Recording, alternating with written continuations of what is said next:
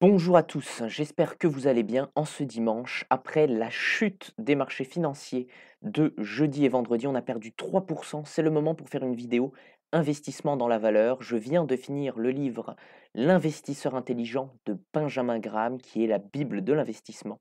Et ça me donnait envie de vous faire une vidéo sur l'investissement dans la valeur. Bon, alors là, je me suis mis sur la tête de Warren Buffett. C'est peut-être pas très sympa, c'est le patron.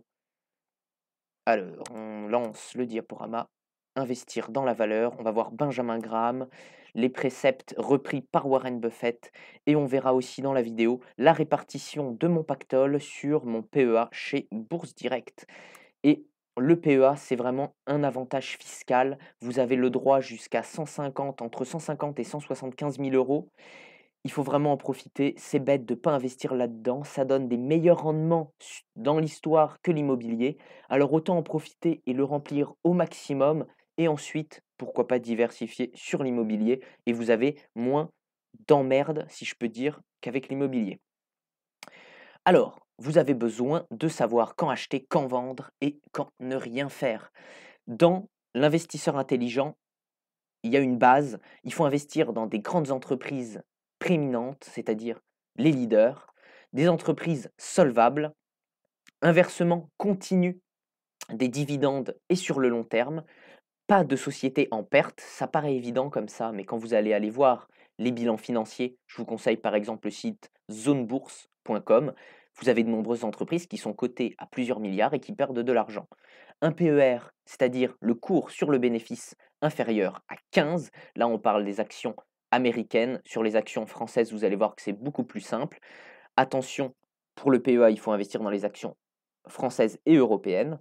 Et un cours sur fonds propres inférieur à 1,5.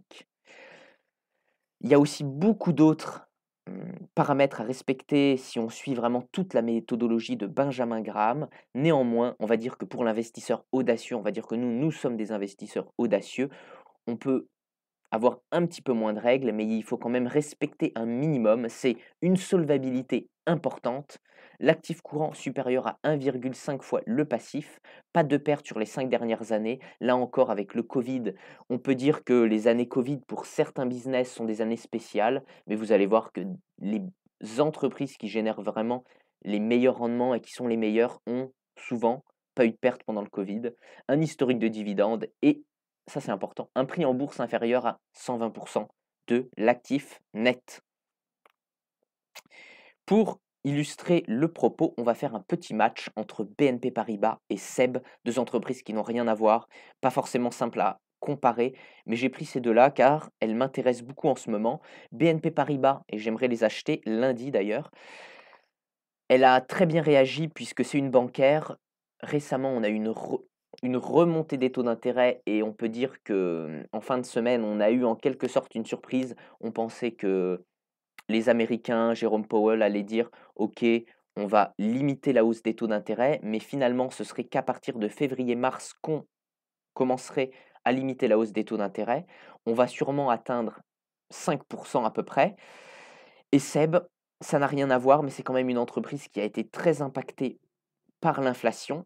Elle est remontée un petit peu, elle a pris 30-40 mais elle avait vraiment chuté énormément. Au plus haut, elle était à 140, elle est tombée à 56, on est aujourd'hui aux alentours de 76. Elle a pris un moins 4 en fin de semaine et BNP Paribas, contrairement à ça, a perdu 3 jeudi et a repris 1 40 vendredi. Donc 2 entreprises qui n'ont rien à voir, mais qui BNP Paribas est pas très loin de ses plus hauts, elle réagit très bien. Seb, très loin de ses plus hauts, mais 2 entreprises qui, vous allez le voir, ont des finances très, très bonnes. C'est parti. Alors là, j'ai pris ces informations sur Zone Bourse. Je vais me rapetisser. Bon voilà, ce sera plus simple comme ça. Ici, on a BNP Paribas. Capitalisation 65 milliards. Attention, toutes les données sont en millions. Il y a un petit problème de mise à l'échelle, mais c'est pas grave. À côté de ça, Seb, ça n'a rien à voir. On est presque 10 fois inférieur, environ même 10 fois, hein. Là, on voit que la capitalisation a bien chuté, vous voyez. Elle était presque au plus haut à 8 milliards et on est tombé à 4 milliards. Bon, voilà, ça s'est repris. 76, à un moment, on ne verra pas le cours, mais à un moment, c'est tombé à 56. Contrairement à ça, la capitalisation boursière de BNP Paribas, elle tient très bien. 65 milliards, 53 milliards quand même, elle a été un peu saccagée avec le Covid. 74 milliards, contrairement à SEB qui a très bien tenu avec le Covid puisque les gens restaient chez eux, commandaient des cocottes minutes et voilà, voilà. Valeur de l'entreprise, vous voyez capitalisation égale valeur de l'entreprise, ce qui est assez cohérent pour BNP Paribas. C'est à peu près, oula, là non, c'est que oui, il y a un problème. Souvent, quand on a trop de corrélations comme ça, c'est que Zone Bourse ne connaît pas la valeur de l'entreprise, donc ils ont mis par défaut la capitalisation boursière. Contrairement à SEB, où on connaît la valeur de l'entreprise, on peut l'estimer du moins, hein, c'est qu'une estimation, et la capitalisation boursière. On voit que c'est plus intéressant pour le coup sur SEB. Le PER, comme on l'a vu, il faut que ce soit inférieur à 15, on pourrait dire inférieur à 12, hein, même en France. 8,50, 8,12, 8,37, 5 en 2022 et 7 en 2023. Ce qui nous intéresse maintenant, ce qui est intéressant, c'est 2022 puisque c'est l'année finie et 2023, ça peut être intéressant, attention néanmoins, car ces chiffres sont faux puisque c'est que des prévisions. Mais sachant qu'on arrive en 2023 et commence à être probable. À côté de ça, le PER de SEB, c'est un petit peu plus, mais 11, 14 en 2022, 11 prévisions en 2023, c'est plutôt honnête. Les rendements, c'est-à-dire combien on va vous verser chaque année en dividendes, en pourcentage. Sur BNP Paribas, on voit que chaque année, ça verse des dividendes, même pendant le Covid. Et sur SEB, c'est environ 3 à 4 fois inférieur, mais on a quand même des dividendes, c'est normal, c'est pas les mêmes business. Capitalisation par rapport au chiffre d'affaires, c'est-à-dire si on a 50 milliards de capitalisation, il faut 50 milliards de chiffre d'affaires. Voilà, quand c'est aux alentours de 1, c'est bien. Là, on voit que sur BNP Paribas, on est plus autour des 1,30. Et sur SEB, vous voyez que là, on commence à être sous-évalué, même si ce ne sont pas les mêmes marges, on va voir ça dans la suite. La capitalisation est la moitié du chiffre d'affaires. Voilà, c'est toujours bon à prendre. Ensuite, bon, valeur d'entreprise sur le chiffre d'affaires, ça aussi c'est important. 1,30 sur BNP Paribas, 0,7 sur SEB. Et ce que j'aime le plus, c'est le cours sur l'actif net. C'est-à-dire combien on paye pour acquérir l'actif de l'entreprise. Si c'est 1, en quelque sorte, c'est bien. Ça veut dire qu'on a le cours, on a l'actif net de l'entreprise pour le vrai prix, pour le bon prix. Donc c'est intéressant en tant qu'investisseur. Ici, on voit que sur BNP Paribas, attention, tout ce qui est bancaire, réassurance, assurance, souvent ils ont des cours sur actif net inférieurs à 1. On voit ici que c'est de l'ordre de 0, 60%, 50%. On achète l'actif net de BNP Paribas pour environ 50-60% de sa valeur vraie. Et sur SEB, on est sur du 1,30, 1,20. C'est la limite, comme on l'avait dit. Il ne faut pas que ça dépasse 120%. On peut dire que SEB est donc un bon achat. Ça reste un bon achat. Et les bancaires, c'est différent. BNP Paribas, on ne peut pas tout à fait se fier aux 120% donnés par Benjamin Graham, qui se base, lui, les entreprises préférées de Benjamin Graham, ça va être le style de l'entreprise SEB. Ça dépend peu de la politique, même si bien sûr ça dépend des relations avec la Chine et c'est un business qui marche depuis très longtemps, qui a toujours dégagé des bénéfices et qui verse des dividendes. C'est parti. Maintenant, on va analyser l'évolution des résultats. Alors là, on a une très très belle courbe sur BNP Paribas, on voit que ça fait que croître. Ici, c'est le chiffre d'affaires, ici, c'est le résultat net. On voit que c'est plus chaotique pour SEB. Je ne sais pas trop où me mettre. Voilà. Chiffre d'affaires, je ne vais pas revenir sur le chiffre d'affaires, le résultat d'exploitation, les marges d'exploitation, ça c'est très important. On est autour de 30% sur BNP Paribas pour 26% net, 20% minimum. C'est énorme, c'est franchement des marges énormes. Pour SEB, c'est normal, c'est un autre business, on est sur de l'industrie. 10% net, 10% brut, c'est déjà beaucoup. Et net, 5%, ça reste très honnête. Ce que je préfère ici, bon attention, c'est toujours intéressant de voir le résultat net. BNP Paribas génère quand même 8 milliards, 7 milliards, 9 milliards. En 2022, 13 milliards. Alors on parle de Total par exemple, on en fait tout un pataquès. Ok, c'est vrai, Total pollue, mais quand même, quand on voit que BNP Paribas a fait 9 milliards, 13 milliards, alors que Total a fait que, entre parenthèses, 5 milliards de bénéfices. Bon, voilà, c'est à remettre en perspective. Ici, sur SEB, c'est bien inférieur, on est sur du 400 millions. 300 millions, c'est une entreprise beaucoup plus petite. Le bénéfice net par action, ça c'est génial, c'est très important. Ça nous donne vraiment ce que rapporte en quelque sorte l'entreprise par an. C'est-à-dire que si on a une entreprise qui vaut moins que son bénéfice net par action, alors là vraiment c'est sous-évalué, de chez sous-évalué, ça n'arrivera presque jamais, à part en temps de crise extrême. En général, on dit que ça doit être de l'ordre de 10. C'est intéressant, faut pas que ça dépasse 10. C'est-à-dire que, par exemple, ici, le bénéfice net par action de BNP Paribas, c'est 7. En 2021, il ne faudrait pas acheter son action au-dessus de 10. En 2022, c'est une année un peu exceptionnelle. Théoriquement, on ne pourrait pas acheter son action au-dessus de 99 et elle vaut en ce moment dans les 50. Ça reste très intéressant. Pour SEB, vous voyez, 6, on va dire que ça fait 68. Les principes de réflexion, se basent beaucoup mieux sur SEB, puisque Benjamin Graham vraiment étudie plus ce genre d'entreprise que les bancaires, c'est un petit peu plus compliqué. C'est pas tout à fait les mêmes paramètres. Mais pour SEB, ça marche à la perfection. Il ne faut pas l'acheter au-dessus de 68, 54 en 2020. Attention, elle valait, un prix fou, 140, 83 en 2021, 52 en 2022 et 65 en 2023. En ce moment, elle vaut environ 73, ça reste un bon achat.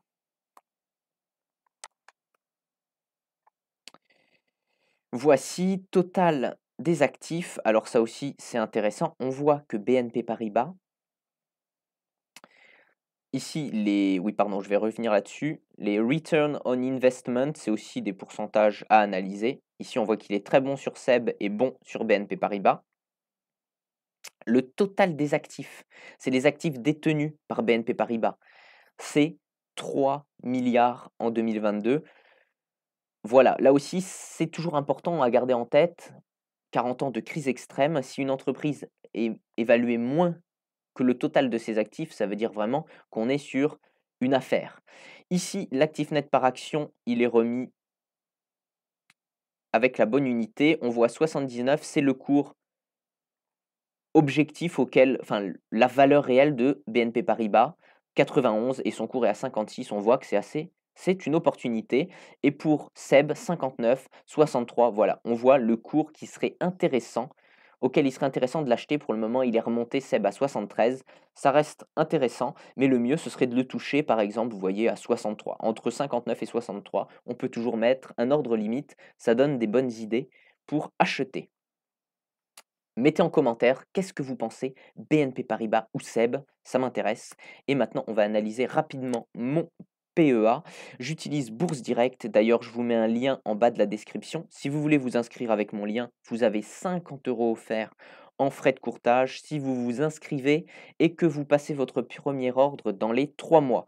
Vous aurez pendant 3 mois la possibilité de passer des ordres et vos frais de courtage seront remboursés à hauteur de 50 €. À l'issue de ces 3 mois, ce sera crédité sur votre compte Bourse Direct et Bourse Direct, c'est le meilleur. Bien sûr, il y a beaucoup d'influenceurs qui vont vous parler de Trading 212 et moi, j'en ai parlé aussi, je crois. C'est bien pour investir sur des entreprises qui ne sont pas cotées en Europe, par exemple aux États-Unis. C'est sûr que c'est beaucoup plus intéressant pour les influenceurs, si on peut se décrire comme ça, hein, les personnes qui parlent d'investissement sur YouTube, car on a des meilleurs on touche plus d'argent de leur part. Ici, c'est presque rien.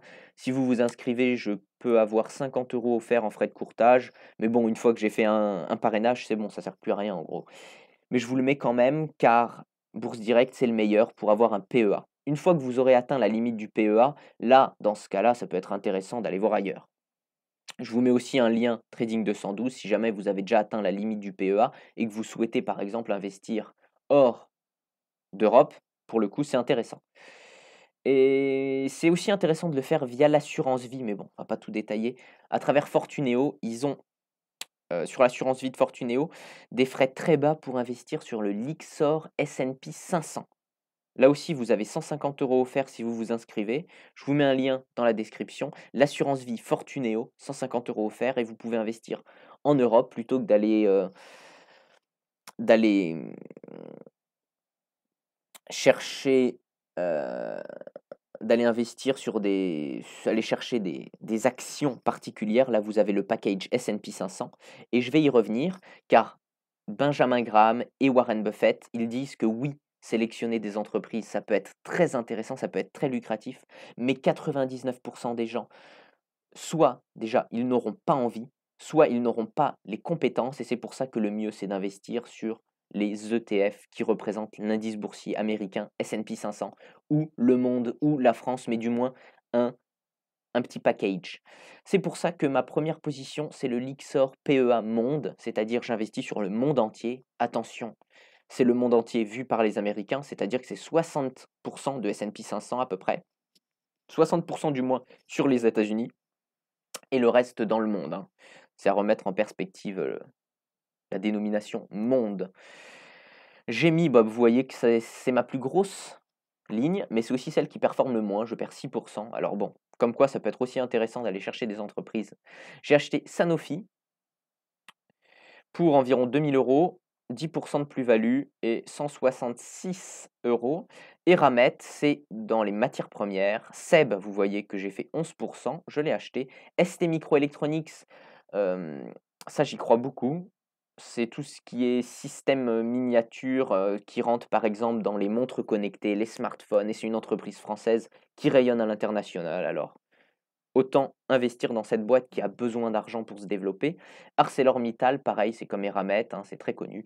Et ensuite, c'est plus du spéculatif Atos. J'avais pris ça parce qu'il y avait un petit scandale. Morel et Prom, c'est du pétrole. De Richebourg, c'est comme Eramet et ArcelorMittal.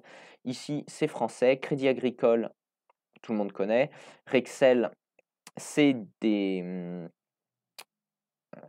c'est de l'électronique. Manitou, j'y crois beaucoup aussi. C'est une entreprise française qui a vous irez voir, des bonnes données financières sur Zone Bourse et qui est acheté dans le monde entier. Les Manitou, ils ont vraiment une expertise dans ce domaine. Saint-Gobain, Stellantis, AXA, Fnac, Total Energy, Mercedes, BMW, Danone, etc. Voilà, voilà pour ce qui est de mon PEA. 17 000 €. Ça vient de chuter là, j'ai perdu 500 € en quelques jours. Et c'est pour ça que lundi, j'ai ajouté 1 500 €, ce qui va amener mon PEA à 19 000 € et je vais investir dans BNP Paribas et SEB très certainement. Voici, j'espère que cette vidéo vous a plu. Laissez un commentaire, laissez un pouce bleu ou ne laissez pas de commentaire, hein, si vous voulez pas que ma vidéo soit référencée et gardez ça pour vous. J'espère que cette vidéo vous a plu et bon dimanche.